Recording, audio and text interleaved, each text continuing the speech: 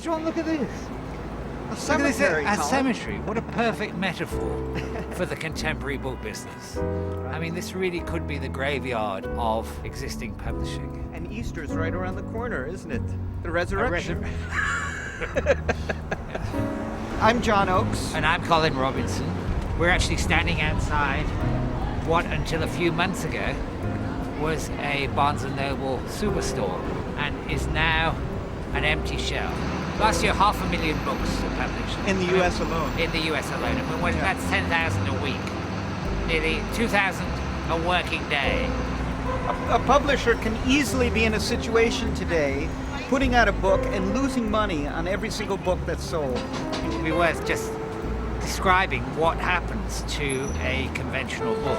What would happen to that book now is that it would be shipped from the printer to the publisher's warehouse, from the publisher's warehouse to a Barnes & Noble warehouse or a Borders warehouse, from the Barnes & Noble warehouse out to the store, and then 40% of them are then shipped back because they're returned. We recognize that a publisher's job is to promote an author, to make sure that the book gets read.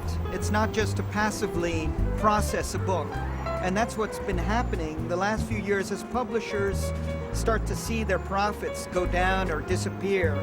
They cut back in areas that they really can't afford to cut back in, such as marketing, publicity. Any author who's had a book published in the last few years will tell you the same thing. What's happening is that the book publishers have to give the booksellers huge discounts, 50%, 55%, 60% discount on all of the books that they sell. And when they do that, there is no money left to promote the book. And it isn't even as though the booksellers themselves are making big profits, they're not. Yeah, this is what we're talking about. Borders is close to going out of business. Barnes & Noble just had to lay off 100 people in January. They're struggling too.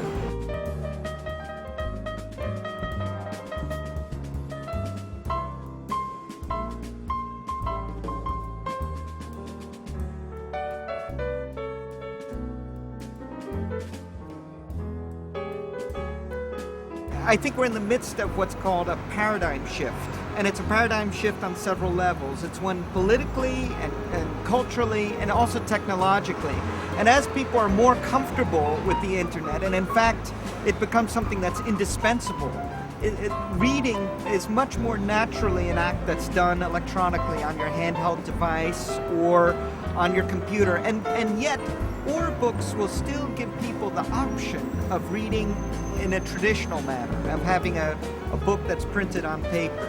So what we are is platform agnostic. We're open to everything. We're not excluding anything except for the old system, which doesn't work. You can almost see the words Borders on that gravestone right in front of us. There's RH, that's Random House. And I think that may be HarperCollins with the and that rather pre-epic one. I think that might be Simon & Schuster. Where are we skating? Well, we're skating into the future, John.